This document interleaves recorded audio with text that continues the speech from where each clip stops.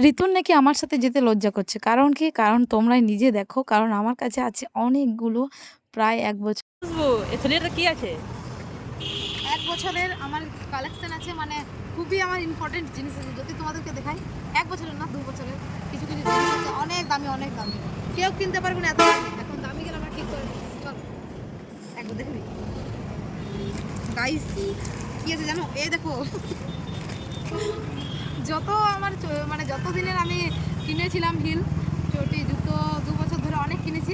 ওইগুলো এই বছর কালীপুজো, দুর্গাপুজোতে এত পরেছি যে আমি মানে কি বলবো, ছিঁড়ে গেছে। আর সেলাই করে কিনেছি। এত আমি গরিব দেখো, সেলাই করে পরি। এখানে ঋতুকে বললাম, "তুই ভিডিও করে দে।" ও বলছে, "না, আমার অনেক লজ্জা লাগছে। তুই ১-২ টো আনিসনি, তুই সব এনেছিস।" তো আমি বললাম, "তোকে লজ্জা করিস না, চল দিই।" তারপর কাকুটা বলছে, "এগুলো সব তোর?"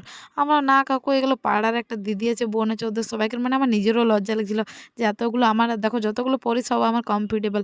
এই বছরে আমার জানি না কি হয়েছে, সবগুলোই ছিঁড়ে গেছে। তাই আমি বেশি না করে ১-২ টো করিয়েছি। সাদাটা করিয়েছি আর একটা নরমাল যেটা পরি ওটাই করিয়েছি। বাকিগুলো করাই নাই। কারণ অনেক দাম বলছিল, ৳১৫০ করে সেলাই বলছিল। তার ৳৫০ দিয়ে ৳২০০ আমি হিল একটা কিনে নিতে পারতাম।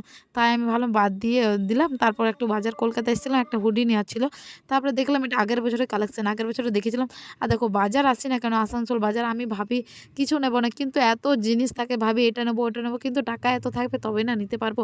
কিন্তু কম বাজেটের মধ্যে তাই কিছু দেখছিলাম, কিন্তু ভালো মতন কিছু পেলাম না। তাই একটা ঘড়ির দোকানে এলাম। এখানে দেখছিলাম আমারটা হারিয়ে গেছে। আর একটা সাথীকে দিয়েছিলাম।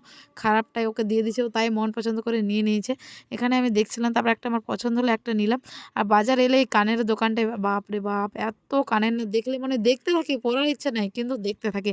আর তারপর আইসক্রিম-টাইসক্রিম খেয়ে চলে এলাম টোটো ধরতে। আর এটা তোমরা চিনোই, এটা কোন জায়গায়। তো এখন মিনি ব্লগটা এ পর্যন্ত। ভালো লাগলে লাইক করো। হরে কৃষ্ণ, রাধে রাধে। আর আসানসোলে কে বাজার করতে পছন্দ করো আমাকে কমেন্ট করে